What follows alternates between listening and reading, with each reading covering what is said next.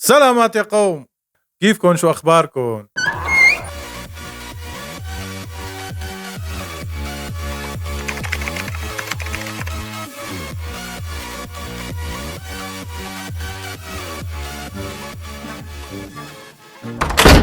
اليوم جيناكم فيديو جديد. الفيديو هذا ما راح نحكي على ناس اللي عم تستفز الناس برمضان وعم تعمل شغلات يعني تعري وما تعري وهالقصص هاي، ما راح نجيب هاي الشغلات. اليوم بدنا نشوف الناس اللي بس لقت شيخ بس رايح لعنده مشان يسأله، بس ما عرفان شو بده يسأله، فبيسأله أي سؤال.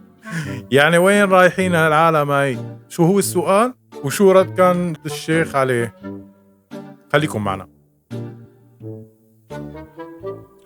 سائلة من البليدة تقول: هل يجوز لي أن أدعو للشيطان بالهداية؟ لا حول ولا قوة إلا بالله.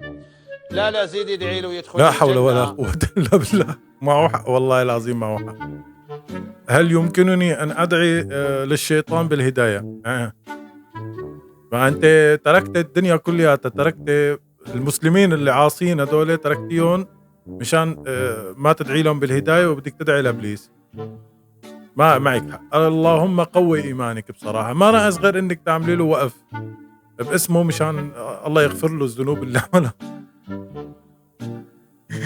الناس اقسم بالله الله اعلم شو ضاربه راسها، مو تمام ضاربه شيء لهون وتسال الشيخ ما انا عرفاني شو بدها تساله. تركت الدنيا كلياتها ولحقت الشيطان بدها الله يتوب عليه. لك هو لو بده الله يتوب عليه كان راح سجد لآدم، ما قعد هيك يعني حمار، هو غبي. شو بدك فيه؟ تركت حالك انت، لك الحقي حالك يا عمي، الحقي حالك انت. شو بدك فيه تسال الشيخ انه والله هل يمكنني ان ادعي للشيخ بالهدايه؟ الشيخ جاوبك جواب حلو كتير. شوفي، وتكون انت زوجته في الجنة. يعني قال لك زيدي ادعي له يدخل الجنة وتكوني انت جوزته بالجنة. تخيلي حالك مرت ابليس. يلبق لك والله بتطلعي 100%. يعني وين هذو ما أبو لهب وفرعون هذو ثبتت النصوص بأنهم من أهل النار. ويكون نسيبك مثل ما قال هو ابو جهل وابو لهب وفرعون وهدول العالم اللي مزينين النار تحت. وين رايحة بالزحمة يا معلم؟ وين رايحة انت بهالزحمة؟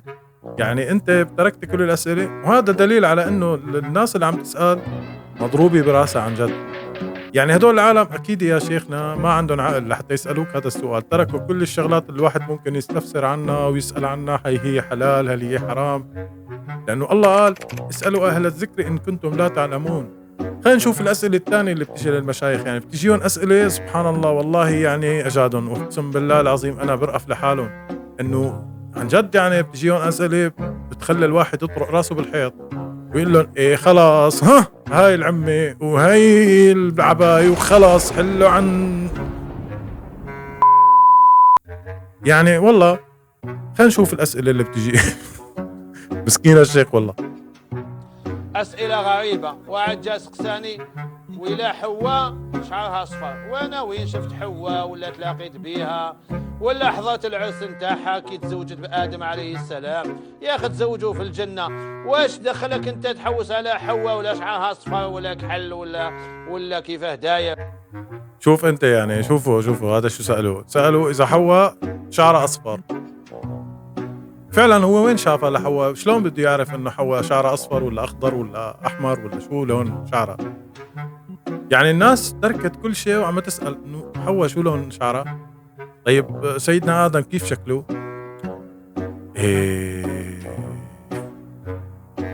ايه الدخان صار يطلع من راسه للشيخ.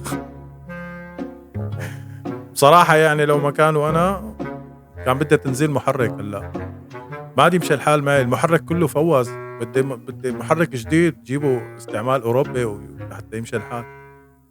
العالم مضروب راسها والله العظيم. اللي عم نشوفه على التيك توك ولا شيء هذا. العالم ايه نعم بدي يصير هيك بالتيك توك. اذا هيك افكارنا نحن وهذا هو الشيء اللي براسنا، يعني هذا تركنا كل شيء بهالحياة هاي ولحقنا التفاهات. مشكلة إذا العالم تلحق التفاهات، يعني بتصير حتى الأسئلة اللي بيقولوها والحكي اللي بيقولوه تافه. الله يعينك يا فضيلة الشيخ. كمل. واحد سقساني الكلب تاع أهل الكهف هل هو دوبرمان ولا شيامباجي؟ واش دخلك انت في المسألة؟ لو كانت الحكمة في نوع الكلب لذكره القرآن، ولكن القرآن قال وكلبهم باسط ذراعيه بالوسيط، فهو كلب. قلت له بالك الكلب تبع أهل الكهف شو نوعه؟ دوبرمان ولا سنغال ولا شو وضعه الثقافي؟ لك لا تشيواوا إن شاء الله يعضك. إلهي يا رب يطلع لك دوبرمان يعضك من طيبة قلبك ويشلع لك نصها. دوبرمان ما هيك بدك اياه؟ شو بدك بالكلب اللي طلع معاهم؟ يعني شو بدك انت بنوع الكلب؟ انت شو بدك؟ انت هلا بدك تسأل عن اهل الكهف ولا الكلب تبعهم؟ شو بدك بنوعه؟ انت بدك تجيب واحد؟ والله العالم شرف يا زلمه، والله العظيم. يعني انتوا اقسم بالله الواحد لازم يعمل دف هون ويقعد يرقص. اقسم بالله من العالم اللي بتخلي الواحد راسه هيك يطلع نافوخه هيك يصير يغلي ويفجر. يخرب بيت سنتكم لك شو ضاربين؟ بس بدي اعرف شو ضاربين لكن هذا الراس اللي انتم ناطعينه هذا قديش كبره؟ يخرب بيت سنتكم. بنكمل. الله يعين الشيخ، والله العظيم الله يعينه. جاني واحد قال لي سكان القرية منقسموا على 2 أقسام. على خير. قال لي أم يتسألوا شكون اللي عقد الزواج تاع سيدنا آدم عليه السلام، شكون عقد له؟ قلت له يا أخي وانتم واش قلتوا؟ قال لي النص تاع القرية يقول سيدنا رسول الله، والنص الآخر يقول لا الزوج بها بلا عقد. قلت له يا سبحان الله، لما ربي قال له هذه زوجك اسكن أنت وزوجك الجنة، كي قالوا ربي اسكن أنت وزوجك أو ربي هو اللي عقد له؟ واش يسحق إمام يعقد له؟ ربي قال له هذه مرتك هذه زوجتك، ثم أنتم كيف تنقسموا على مسألة كما هذه؟ واش دخلكم شكون عقد الآدم عليه السلام؟ ماشي رديتونا 100 سنة للوراء، ماشي 200 سنة، ماشي 1000 سنة، رديتونا إلى آدم عليه السلام. هذا السؤال اللي جاء قال له هلا مدينة كاملة مقسومة بالنص وعم يسألوك سؤال. شو السؤال؟ السؤال يا جماعة الخير قال مين اللي عقد العقد تبع سيدنا آدم وستنا حواء؟ يعني سؤال عن جد منطقي. يعني مين اللي عقد لهم العقد؟